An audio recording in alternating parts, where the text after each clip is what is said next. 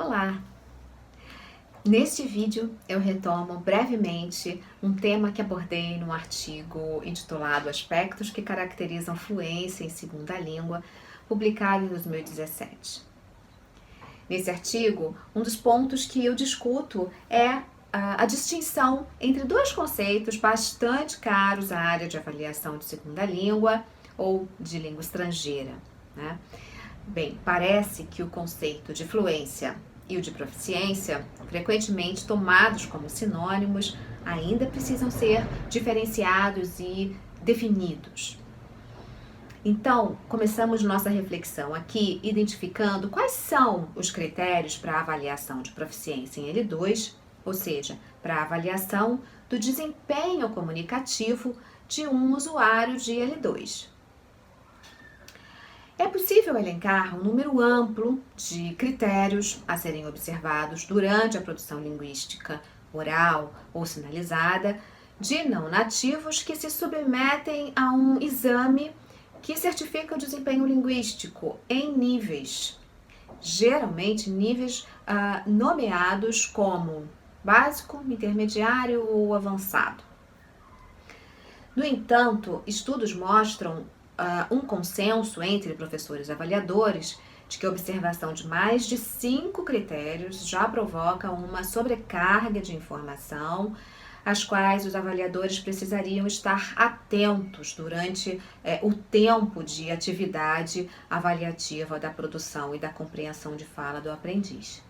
E isso poderia comprometer a qualidade da avaliação, refletindo em uma certificação que não corresponderia exatamente à realidade. Bem, testes de proficiência contam com um leque de possíveis critérios para avaliação da compreensão e da produção de fala oral ou sinalizada, tais como os que encontramos no quadro europeu comum de referência, né? Então, por exemplo, há critérios nomeados como estratégias interacionais, pedido de clarificação, desenvolvimento temático, coerência, competência sociolinguística, competência discursiva, amplitude do vocabulário, correção gramatical, domínio da fonologia, pronúncia, fluência, entre outros critérios que podem receber uma nomeação semelhante a essas. Notem, há várias possibilidades de critérios a serem observados no âmbito tanto do ensino de L2 quanto da avaliação de proficiência, que são selecionados e combinados sob rótulos ou mais abrangentes ou mais específicos. O conceito de proficiência, então, abarca um grupo de critérios ligados aos componentes do sistema linguístico presentes em todas as línguas, ou seja, o componente lexical, o componente gramatical, o componente semântico, o componente discursivo, né?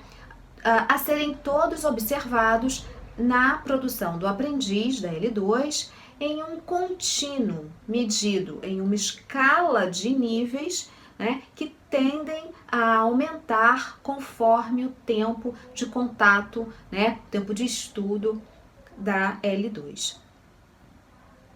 A partir desses componentes dos sistemas linguísticos, cada instituição de ensino e instituições que aplicam exames de proficiência estabelecem os seus critérios a partir de rótulos, né, e suas definições.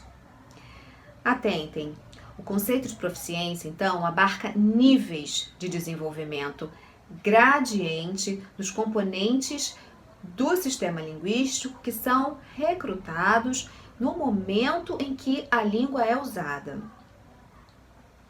O exame Salpe-Brás, por exemplo, nomeia critérios relacionados aos componentes do sistema linguístico do português, da seguinte forma: adequação lexical, para avaliar aspectos relacionados ao vocabulário, né, ao léxico.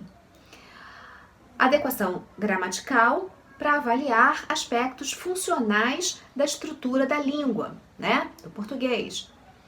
a pronúncia, para avaliar aspectos relativos à fonética, à fonologia, não é?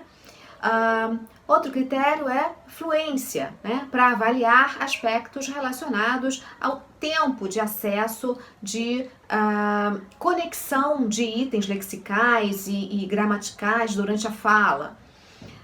Outro critério é competência interacional, não é? Para avaliar estratégias discursivas durante uma interação com outras pessoas. E, finalmente, a compreensão de fala para avaliar o quanto da produção do interlocutor pode ser compreendida por esse aprendiz de L2. Bem, a fluência, então, é apenas um dos componentes a serem observados durante a produção do aprendiz avaliado.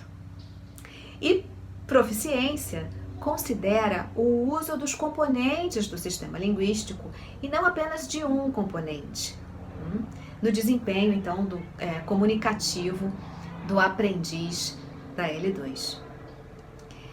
Eu espero que você tenha entendido as diferenças entre os dois conceitos. No próximo vídeo, eu trago mais reflexões sobre o tema avaliação. Até mais!